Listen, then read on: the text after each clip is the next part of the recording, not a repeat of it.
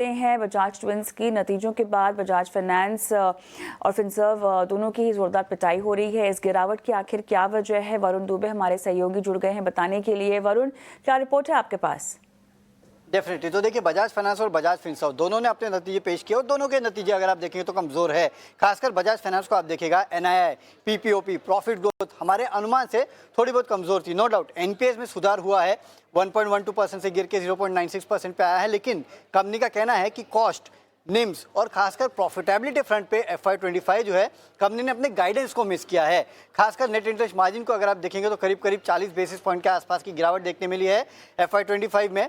और कंपनी का कहना है कि जो Q4 FY25 का नेट इंटरेस्ट मार्जिन था वो दरअसल पूरे FY25 के मार्जिन से भी कम था। ये एक दिक्कत की बात है।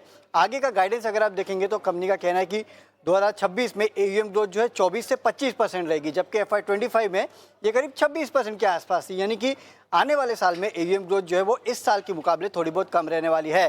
प्रॉफिटेबिलिटी को लेकर कंपनी का कहना है कि हाँ, यहाँ पे आपको अच्छी ग्रोथ देखने मिलेगी, लेकिन कॉस्ट ऑफ फंड्स का भी इनका कहना है कि 10 से 15 बेसिस पॉइंट के आसपास की गिरावट होगी और इसके चलते नेट इंटरेस्ट मार्जिन जो है वो स्टेबल रहने का अनुमान ये लगा रहे हैं। ग्रॉस एनपीएस, नेट एनपीएस ये भी स्टेबल रहेंगे, लेकिन लॉन्ग टर्म के लिए जो ROA और ROE का गाइडेंस है वो कंपनी ने यहाँ पे घटा दिया है। तो ये भी एक दिक्कत की बात जो है इस बार के नतीजों में देखने मिली।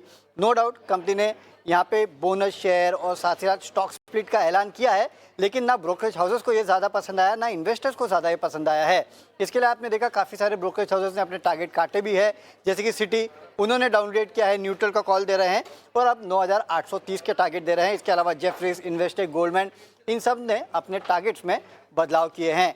तो एक तो नतीजे हल्के मिस, दूसरा जो गाइडेंस कंपनी ने दिया है वो दरअसल लोगों को पसंद नहीं आया। इसके लिए आपने देखा नतीजों के बाद स्टॉक की अच्छी खासी पिटाई हो रही है। केवल बजाज फाइनेंस नहीं बल्कि बजाज फिनसर्व की भी आज पिटाई हो रही है। ऑलराइट, शुक्रिया वरुण तमाम यहाँ पर डिटेल्स देने के लिए, समझाने के लिए।